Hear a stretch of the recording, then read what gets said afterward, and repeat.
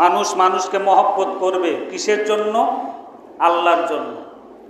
আমি কাউকে ভালোবাসি, মহব্বত করি, এটা বলতে হবে আমি আল্লাহর জন্য আপনাকে ভালোবাসি।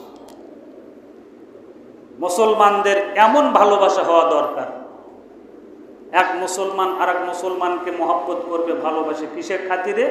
আল্লাহর খাতিরে। সাহাবারা বলতেন হুব্বুকা ফিল্লাহ, আমি আপনাকে ভালোবাসি আল্লাহর জন্য। দুনিয়াতে আমরা যারা আছি আমরা একে অপরকে ভালোবাসবো আল্লাহর জন্য। তাদেরকে সাপোর্ট করা, তাদেরকে মহব্বত করা, তাদেরকে ভালোবাসা, তাদের জন্য সময় ব্যয় করা, তাদের জন্য অর্থ ব্যয় করা, তাদের জন্য জমি বিক্রি করার যদি কল্যাণ থাকে তাহলে আপনি করতে পারেন। আর যদি কল্যাণ না থাকে এখনো সময় রয়েছে, তওবা করে আপনাকে ফিরে আসতে হবে। আমরা যাকে ভালোবাসবো আল্লাহর জন্যই ভালোবাসবো, আল্লাহর হুকুম আহকাম মেনে চলে, এজন্য আমরা তাকে মহব্বত করব, ভালোবাসবো। ভাই আমি আপনাকে ভালোবাসি আল্লাহর জন্য। অনেক আলেম ওলামাকে আমরা ভালোবাসি কিসের জন্য? আল্লাহর জন্য। অনেক পরেজগার ব্যক্তিকে ভালোবাসি কিসের জন্য? আল্লাহর জন্য। অনেক মুত্তাকি পরেজগার যারা রয়েছে তাদেরকে আমরা ভালোবাসি আল্লাহর জন্য।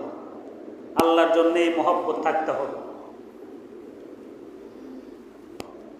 আল্লাহ রাব্বুল আলামিন বলছেন ইয়া আইয়ুহাল্লাযিনা আমানু লা তাত্তাখিযুল ইয়াহুদ ওয়ান নাসারা আউলিয়া বা'যুহুম আউলিয়া বা'য।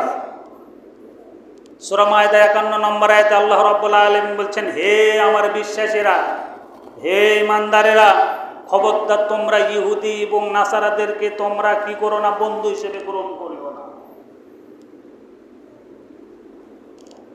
যখন গাজায় ফিলিস্তিনে হামলা করলো তখন আমরা এতই গালিগালাজ করলাম, এতই তাদের পক্ষে থাকলাম, মুসলমানের পক্ষে থাকলাম, ইহুদিদের বিপক্ষে আমরা দাঁড়ালাম, ইহুদিদের জন্য কত কিছু করলাম।